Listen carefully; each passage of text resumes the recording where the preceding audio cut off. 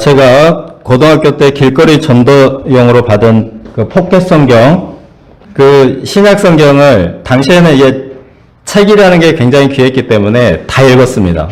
믿지는 않지만 다 읽었습니다. 그리고 예수님 만난 후에 구약 성경까지 읽으면서 제가 성경이란 책이 참 놀랍다 이렇게 생각한 여러 가지 점이 있지만 특별히 한 가지가 있습니다. 뭐냐면 아브라함과 모세, 다윗, 베드로 등 그 신앙의 영웅들의 약점과 허물을 숨기지 않고 기록한다. 이런 점입니다. 제가 아주 그 어린 시절에 소년 세계 위인 전집을 읽고 자랐는데 우리 집에 이 위인 전집이 2질이 있었어요. 다른 책은 없었는데. 그래서 이걸 여러 외국인 그 위인들을 이제 읽으면서 자랐는데 그때 읽은 위인전들과 성경은 너무 다릅니다. 굉장히 그 연약함, 허물을 가감없이 드러낸다는, 심지어는 다윗 같은 경우는 범죄 사실을 기록하고 있어서 정말 충격적이었습니다. 성경이 왜 이처럼 그 진실하게 기록하는지 신앙이 성장하면서 점차 이해를 하게 되었습니다. 자, 오늘 이 오병이어로 5,000명 먹이시는 사건, 이것은 이제 사복음서가 모두 기록할 만큼 놀라운 기적입니다. 여기서 오병이어, 이 보리빵 5개와 물고기 2마리, 이것은 방금 나온 찬양처럼 아이의 한 끼 식사 정도입니다. 오병이어 이미지가 빵이 너무 도톰하고 물고기도 너무 통통해요. 근데 그게 아닙니다. 그게 아니에요. 빵은 아주 납작하고 물고기는 말린 생선입니다. 예. 그래서 제일 안 좋은 이미지, 그런 이미지를 갖고 왔습니다. 제자들의 부족한 형편을 보여주는데요. 사실은 제자들 자신을 의미하기도 합니다. 예수님이 하나님의 아들 창조주이시기 때문에 모세가 광야에서 그 만나를 먹이신 것처럼 사실 예수님은 아무것도 받지 않고 그냥 그렇게 일하실 수도 있습니다. 오병이어 가져와라 마라 상관없이. 근데 굳이 가진 것이라고는 오병이어밖에 없는 그 제자들에게 너희가 먹을 것을 주라 하시고 가서 몇 개나 있는지 가서 보라고 확인하게 하십니다. 자, 이렇게 하신 이유가 무엇일까요? 첫째, 몇 개나 있는지 30절 44절입니다. 자, 이 사건은 12제자들이 둘씩 전도여행을 다녀온 직후입니다. 이 전도여행을 통해서 헤롯을 떨게 한 그 제자들의 위상이 아주 높아졌습니다. 자, 사도라는 이 명칭, 굉장히 권위 있는 명칭을 여기서 처음 사용하게 됐습니다. 이때부터. 그리고 사도들이 가르쳤다고 했습니다. 그러니까 성경에서 무엇을 가르치는 분은 예수님밖에 없습니다. 사도들의 위상이 가르침을 베풀 만큼 높아진 거죠. 그리고 이제 이 무리들이 제자들을 보고 쫓아갑니다. 그 전에는 무리들이 예수님을 주목했습니다. 그런데 이제 무리들이 제자들이 가는 것을 보고 그들인 줄 알고 그들보다 먼저 갔더라. 제자들의 위상이 높아져가지고 예수님이 안 보이게 됐습니다.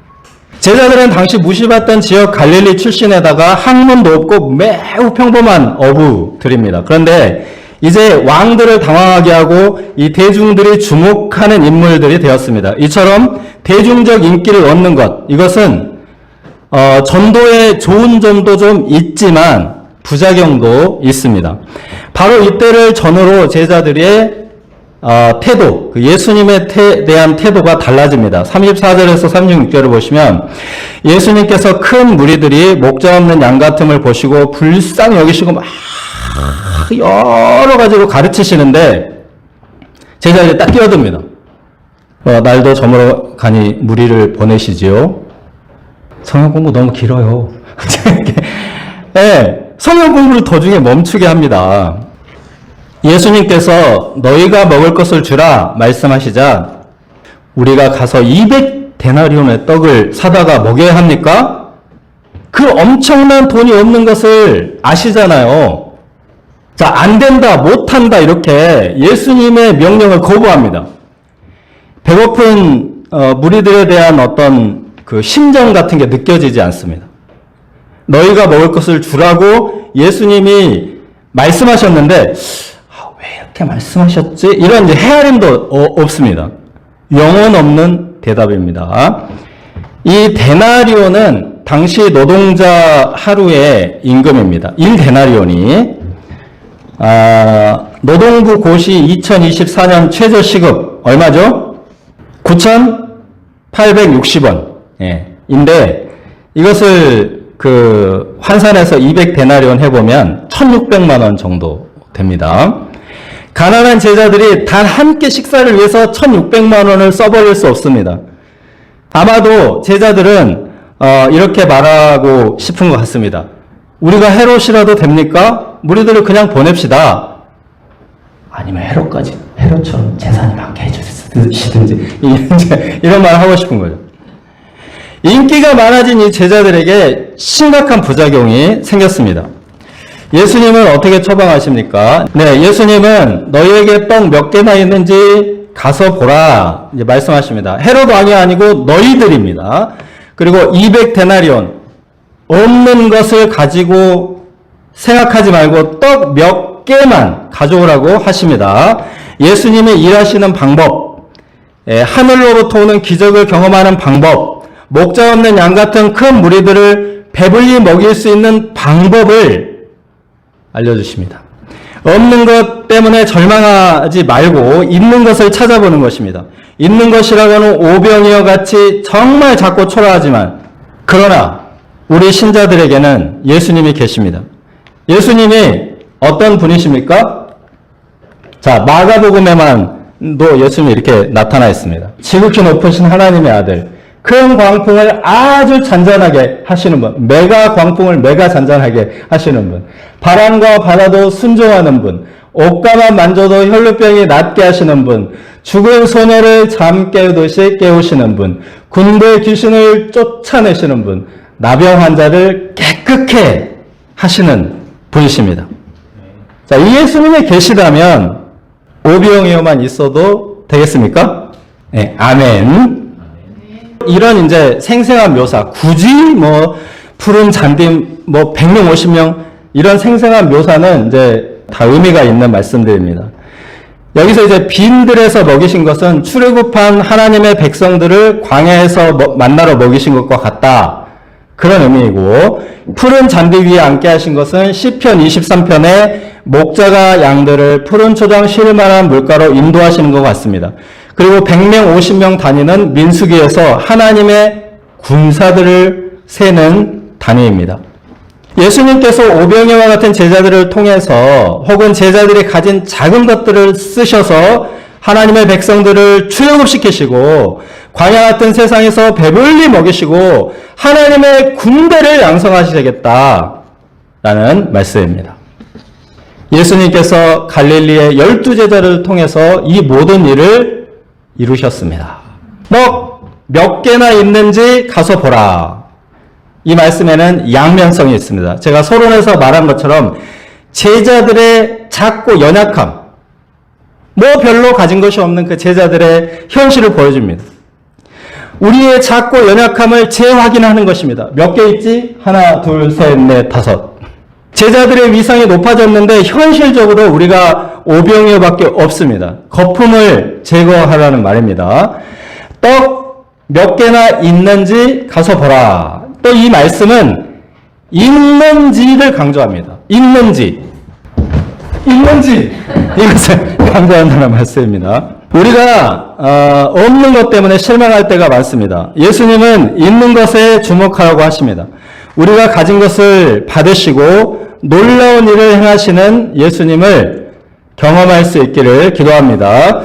둘째, 안심하라. 내니 두려워하지 말라. 45절에서 끝까지입니다. 자, 45절, 46절을 보시면 오병이어 기적 직후 예수님은 제자들을 재촉하여 배를 타고 보내시고 무리들을 작별하신 후에 홀로 산으로 가십니다. 오병이어 기적 때문에 또다시 제자들에게 부작용이 생기지 않도록 이렇게 세 갈래로, 무리 따로, 제자 따로, 예수님 따로 세 갈래로 딱 갈라버리셨습니다. 그런데 48절을 보시면 제자들이 거스르는 바람, 즉 역풍을 맞아서 밤 사경이면 이제 새벽 6시까지 바다 한가운데서 힘겹게 노를 젓고 있습니다. 오병이어 사건이 시작될 때가 저물 때라고 했거든요. 저물 때. 그러니까 제자들이 바다에서 힘겹게 노를 저은 시간은 8시간에서 10시간 정도. 굉장히 오랜 시간 동안 힘겹게 노를 젓고 있었습니다. 근데 조금도 진전이 없고 그냥 막 힘겹게 노만 젓다 보니까 여기서 이제 신앙이 날아가 버리기 일쑤입니다. 제자들은 조금 전에 오병이어 기적을 보여주신 예수님조차 기억하지 못합니다. 예수님께서 그들을 구원하시려고 물 위로 걸어오셨는데 유령인 줄 알고 혼비백산하여서 비명을 질렀습니다. 건장한 남자들 12명이 유령이 무섭다고 막 소리를 빽빽 질렀다고 하니까 얼마나 우습고 초라합니까? 귀신아 나와! 싸우자! 이렇게 멋지게 하지 못하고 막 무서워서 소리를 질렀습니다. 예수님께서 놀래켜 주시려고 바다 위를 걸어오신 것이 아닙니다. 바다 한가운데서 위기를 만나더라도 구원해 주시는 분이심을 보여주시려는 것입니다. 이 마가복음이 기록된 시대가 딱 이런 모습이었습니다. 당시 로마 황제 네로의 잔혹한 박해를 받고 있었습니다. 네로 황제는 기독교인들을 잡아다 맹수에게 던져주고 이것을 구경거리로 삼았습니다. 헤롯이 세례 요한을 목을 베어버린 것처럼 기독교인들의 목숨이 하찮게 여겨지는 것 같았습니다. 기독교가 부흥하는 것기는커녕 제자리 걸음이고 박해가 두려워서 교회를 떠나는 자들도 많았습니다. 마치 바다 한가운데 아주 작은 배가 역풍을 만난 것과 같습니다. 망망대해에 아무것도 없고 그 누구의 도움도 받을 수 없으며 그래도 어디로 가야 하기 때문에 힘겹게 노를 젓고 있는 그런 모습입니다. 예수님은 이런 상황에서도 능히 오셔서 구원하실 수 있는 분이심을 바다 위를 걸으시는 사건을 통해서 보여주셨습니다. 실제로 이 300년간의 로마 박해로 기독교가 박멸되어 버릴 줄 알았는데 갑자기 기독교가 로마의 공인을 받고 국가교회가 되었습니다. 예수님은 이처럼 언제 어디서든 어떤 위기에서도 능히 구원하시는 분이심을 이 무리를 걷는 기적을 통해 보여주고자 하십니다.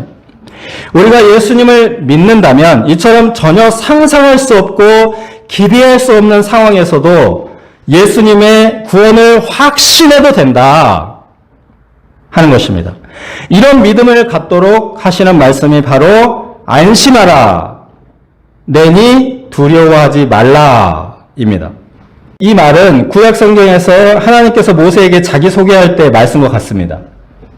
구약에는 이제 나는 스스로 있는 자니 이렇게 되어 있고 이것을 영어로 어떻게 번역해 보려고 하니까 I am who I am. 그래도 무슨 말인지 너무 어렵습니다. 이것을 헬라어로 번역한 것이 내니, 나이니, 나다. 굉장히 어려운 번역입니다.